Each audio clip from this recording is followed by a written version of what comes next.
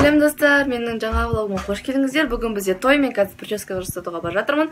Сондықтан менімен бірге болыңыздар. Мен қазір шашымды, түрімді көріп алыңыздар. Қазір басқаша өзгеруі мүмкін. Менімен бірге жүріңіздер.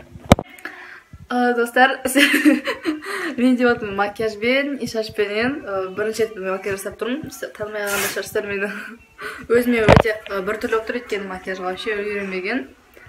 Вот. Екеуің костюмдан жыртасыңдар. Қашан түсіреміз? Жақын айтамыз. Ой, бұл кім ұтты? Мынау қазақ все. Ұтқадан қазақ болады.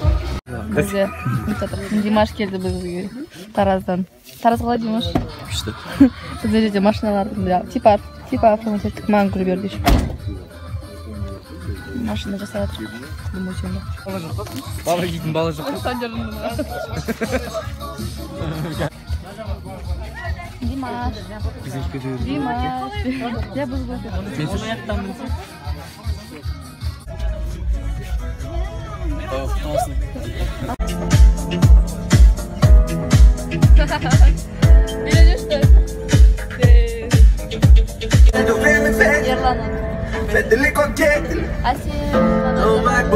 Достар, бізде уже гулянка басталып кетті. Біз бірінші жердеміз, ол бізде Төле би, барлық адамдар келетін жер. Тойдағы. Мен түріме әрі үйрене алмай тұрмын. Білмеймін, сіздер үйрендіңіздер ма, үйренбедіңіздер ма? Димаш, ол мен бөлем. Бізде бөлеміздің тойы. Ботафлай, вперед!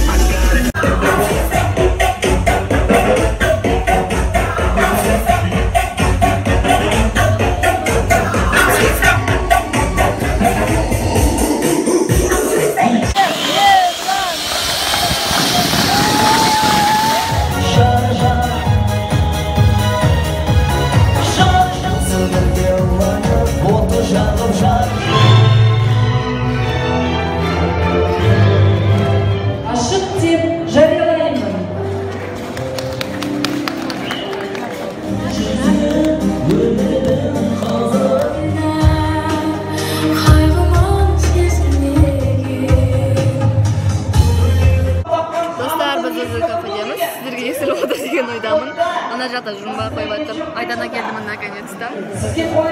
Вот, достар, мен бөлілерім. Димаш пен Екош. Біз қазір отырмыз. Айдана, это мына нелер үйленген адамдар. Біз сол жақтың үстелінде отырмыз. Вот, қазір контракт болады. Бүгінгі той туралы не айтасың? Еко. Той туралы не айтасыңдар? Тілек айтсаңдаршы. Өте керемет өтіп жатыр, әрине.